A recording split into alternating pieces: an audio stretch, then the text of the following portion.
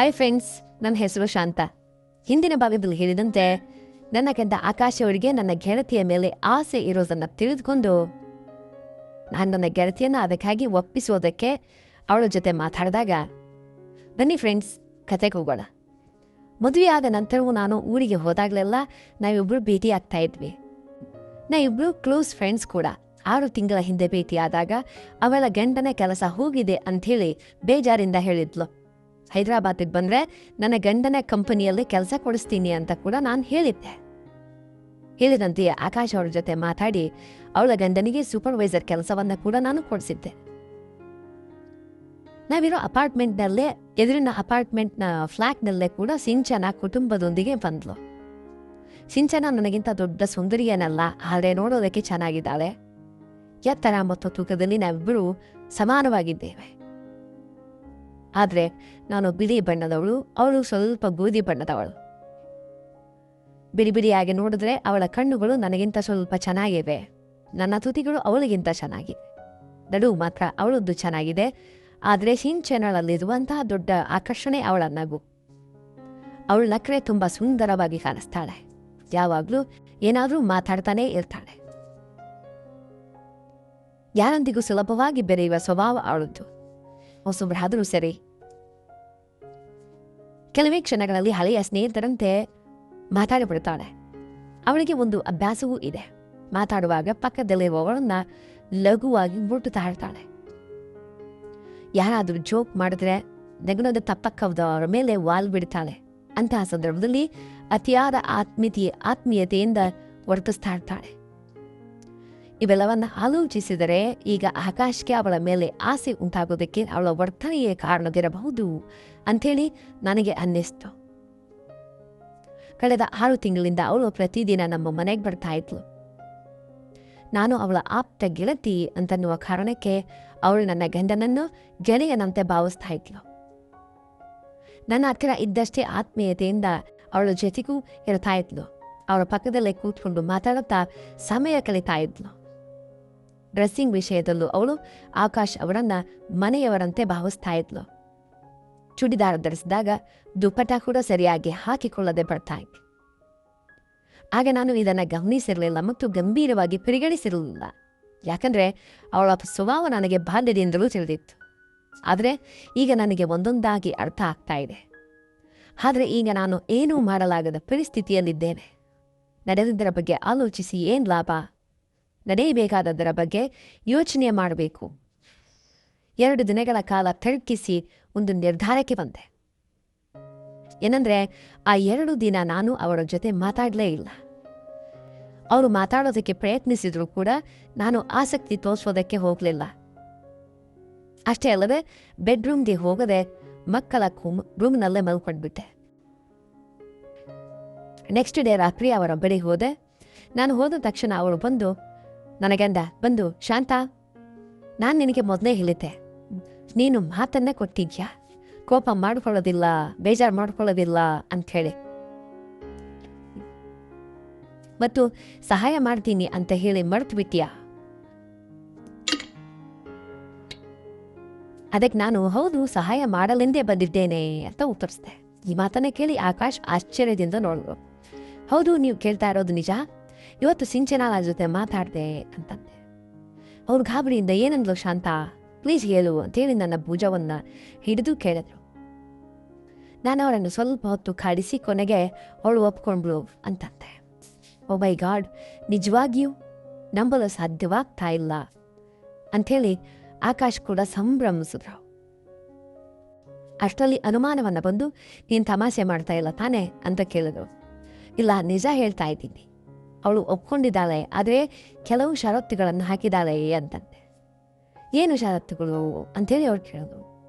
ಹೇಳ್ತೇನೆ, ಆದರೆ ನನಗೂ ಒಂದು ಷರತ್ತು ಇದೆ. ಅದಕ್ಕೆ ನೀನು ಒಪ್ಪಿದ್ರೆ ಕೂಡ ಮಾತ್ರ ನಾನು ಮುಂದೆ ಹೋಗೋದು ಅಂತ ಹೇಳು ಶಾಂತ, ನೀನು ನನಗಾಗಿ ಇಷ್ಟೊಂದು ಮಾಡ್ತಾ ಇದೆಯಾ? ನೀನು ಏನು ಕೇಳಿದ್ರು ಮಾಡ್ತೇನೆ ಅಂತ ಹೇಳೋದು.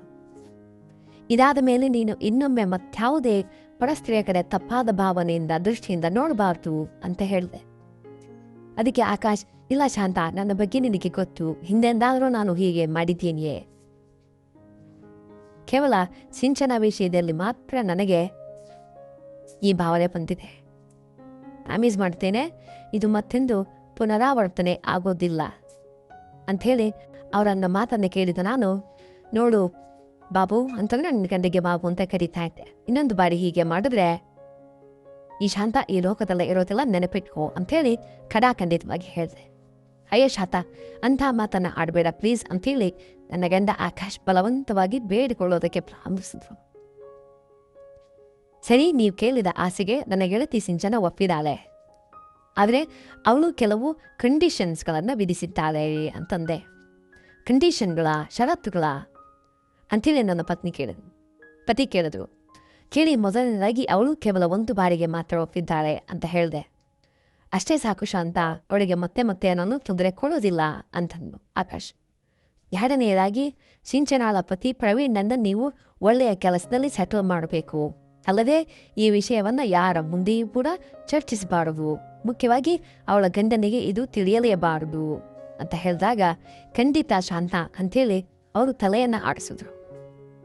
ನಾನು ಅಲ್ಲಿಂದ ಸುಮ್ಮನೆ ಹೊರಗಡೆ ಬಂದೆ. ಮರುದಿನ ಬೆಳಗ್ಗೆ ಆಕಾಶ್ ಸಿಂಚನಾಳ ಪತ್ನಿ ಪ್ರವೀಣ್ ಮನೆಗೆ ಕಳಿಸಿದ್ರು.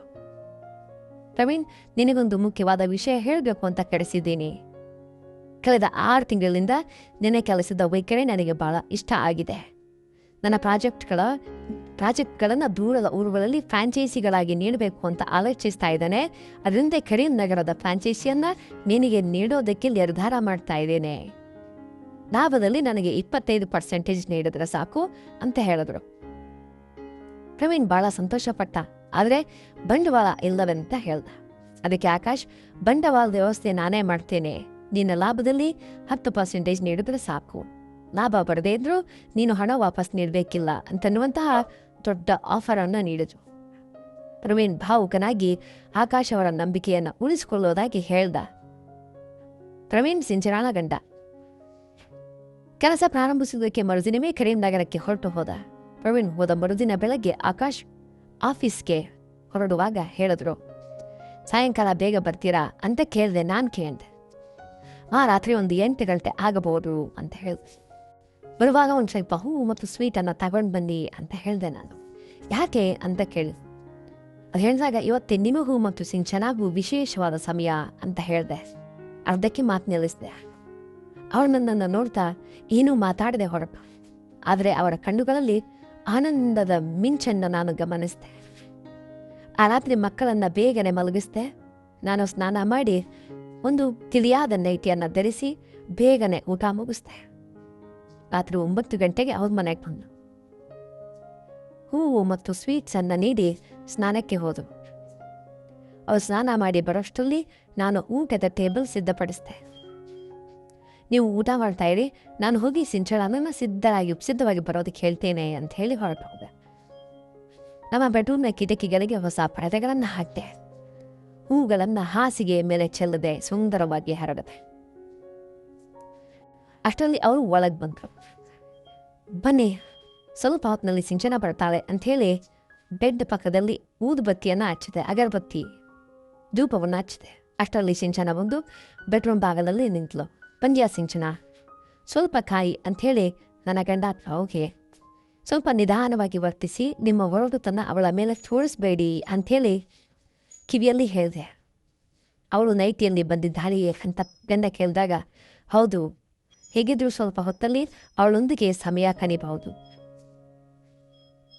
ಅದಕ್ಕೆ ಚರ್ಚೆ ಯಾಕೆ ಅಂಥೇಳಿ ಹಾಸ್ಯವಾಗಿ ನಾನು ಮಾತಾಡಿ ಹೊರಗೆ ಬಂದೆ. ಸಿಂಚನಾಳ ತಲೆಯ ಹೂವನ್ನು ಮುಗಿಸಿ ಕಣ್ಣು ಹೊಡೆದು ನಗನಗುತ್ತಾ ಹೊರಗೆ ಬಂದೆ. ನಾನು ಮಧ್ಯರಾತ್ರಿ ನಾನು ಮಕ್ಕಳೊಂದಿಗೆ ಮಲಗಿದ್ದಾಗ ಗಂಡ ಬಂದು ನನ್ನನ್ನೇ ಎಬ್ಸಿದ್ರು. ಬಾಯಿಯ ಮೇಲೆ ಬೆರಳಿತ್ತು ಸದ್ದು ಮಾಡದಂತೆ ನನ್ನನ್ನು ಬೆಡ್ರೂಮ್ಗೆ ಕರೆದೊಯ್ದರು. ಅಲ್ಲಿ ಬೆಡ್ಶೀಟ್ ಎಲ್ಲ ಅಸ್ತವ್ಯಸ್ತವಾಗಿತ್ತು. ಹೂಗಳು ನುಜ್ಜುಗುಜ್ಜಾಗಿದ್ದವು. ಭಾಳ ಸಮಯ ಕಳೆದ ಹಾಗಿದೆ ಅಂಥೇಳಿ ನಾನು ನಗುನಗುತ್ತಾ ಕೇಳಿದೆ. ಇದೆಲ್ಲ ನಿನ್ನೆ ದಯೆಂದೆ ಅಲ್ವಾ ಶಾಂತ ಅಂಥೇಳಿ ಅವರು ಪಕ್ಕದಲ್ಲೇ ಕುಳಿಸ್ಕೊಂಡು, ನಾನೇನು ಮಾಡಿದ್ದೀನಿ ಅಂಥೇಳಿ ನಿಟ್ಟುಸಿರು ಬಿಟ್ಟಾಗ, ಇಲ್ಲ ಶಾಂತ, ನೀನು ಮಾಡಿದ ಸಹಾಯ ಮರೆಯಲಾಗತ್ತು. ಸಿಂಚನ ಮತ್ತು ನಾನು ಇಡೀ ರಾತ್ರಿ ಏಕಾಂತವಾಗಿ ಒಬ್ಬರಿಗೊಬ್ಬರು ಸಮಯವನ್ನು ನೀಡಿದ್ವಿ. ಆದರೆ ಒಂದು ಬೇಜಾರಿದೆ. ಸಿಂಚನಾಳ ಸೌಂದರ್ಯವನ್ನ ಬೆಳಕಿನಲ್ಲಿ ಪೂರ್ತಿಯಾಗಿ ಸವಿಯೋದಕ್ಕೆ ಸಾಧ್ಯವಾಗಲಿಲ್ಲ. ಅವಳಿಗೆ ಬೆಳಕೆಂದರೆ ಇಷ್ಟ ಇಲ್ವಂತೆ. ಹಾಗಾಗಿ ಕತ್ತಲಲ್ಲಿ ಎಲ್ಲವೂ ಮುಗೀತು ಅಂತ ಹೇಳಿದ್ರು ನನಗೆ. ಆಕಾಶ್ ಹೇಳಿದ್ರು. ಅವರು ಹೇಳುವ ಮಾತುಗಳನ್ನು ಕೇಳಿ ನನಗೆ ನಗು ತಡೆಯೋದಕ್ಕೆ ಆಗಲಿಲ್ಲ. ನಗು ತಡೆಯೋದಕ್ಕೆ ಸಾಧ್ಯ ಆಗ್ತಾ ಇರಲಿಲ್ಲ. ಯಾಕೆಂದರೆ ಇಡೀ ರಾತ್ರಿ ಅವರು ಸಿಂಚನ ಅಂಥೇಳಿ ಭಾವಿಸಿ ಆನಂದಿಸಿದ್ದು ಸ್ವತಃ ತಮ್ಮ ಹೆಂಡತಿಯಾದ ನನ್ನನ್ನೇ. ಹೌದು, ನೀವು ಕೇಳ್ತಾ ಇರೋದು ನಿಜ.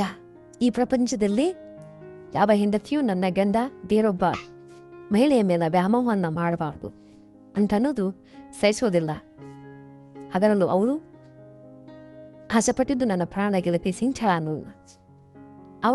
ಅವಳನ್ನು ಇಂಥ ವಿಷಯದಲ್ಲಿ ಬಳಸಿಕೊಳ್ಳಲು ನನಗೆ ಮನಸ್ಸಾಗಿಲ್ಲ. ಏನು ಮಾಡಬೇಕು ಅಂತ ಕೂಡ ತಿಳಿಲಿಲ್ಲ. ಸಂಕಟವನ್ನು ಪಡ್ತಾ ಇದ್ದಾಗ ನನಗೆ ಈ ಐಡಿಯಾ ಕೊಟ್ಟಿದ್ದು ಸ್ವತಃ ಸಿಂಚನ. ಒಂದಿನ ನಾನು ಬೇಜಾರಲ್ಲಿದ್ದಾಗ ಅವಳು ಕೇಳಿದ್ಲು. ನಾನು ವಿಷಯವನ್ನೆಲ್ಲ ಹೇಳಿದೆ. ಆಗ ಸಿಂಚನ ಈ ಪುರುಷರಿಗೆ ಪಾಠ ಕಲಿಸಲು ಈ ಉಪಾಯವನ್ನು ಹೇಳಿದ್ಲು. ಹೇಗಿತ್ತು ಅವಳ ಉಪಾಯ ಅಂತ ಕಮೆಂಟ್ ಮಾಡಿ ಪ್ರಿಯ ವೀಕ್ಷಕರೇ. ಅವಳು ಕೊಟ್ಟ ಸಲಹೆಯಂತೆ ನಾವಿಬ್ಬರು ನಾಟಕ ಆಡಿದ್ವಿ. ಇದರಿಂದ ನನ್ನ ಗಂಡನ ವ್ಯಾಮೋಹವೂ ತೀರಿತು. ಸಿಂಚನಳ ಪತಿಗೂ ಒಳ್ಳೆಯ ಕೆಲಸ ಕೂಡ ಸಿಕ್ತು. ಆಮೇಲೆ ನಮ್ಮ ಸಂಸಾರವೂ ಉಳಿತು. ಸಿಂಚನ ಸರಿಯಾದ ಸಮಯದಲ್ಲಿ ನನಗೆ ದಾರಿ ತೋರಿಸ್ತೇ ಇದ್ರೆ ನಮ್ಮ ಸಂಸಾರದ ಕೋಟಿಯನ್ನು ಖುಷಿದಂತೆ ಕಾಪಾಡತ್ವ. ಪ್ರಿಯ ವೀಕ್ಷಕರೇ, ಈ ಕಥೆ ನಿಮಗೆ ಇಷ್ಟ ಆದರೆ ದಯವಿಟ್ಟು ನಮ್ಮ ಚಾನಲನ್ನು ಸಬ್ಸ್ಕ್ರೈಬ್ ಮಾಡಿ, ಶೇರ್ ಮಾಡಿ, ಮಾಡಿದ್ದು ಸರಿನಾ ತಪ್ಪು ಅಂತ ಕಮೆಂಟ್ ಮಾಡಿ. ಇನ್ನೊಂದು ಕಥೆಯೊಂದಿಗೆ ಭೇಟಿಯಾಗೋಣ. ಧನ್ಯವಾದಗಳು. ಶುಭ ದಿನ. Take care. ಬಾಯ್.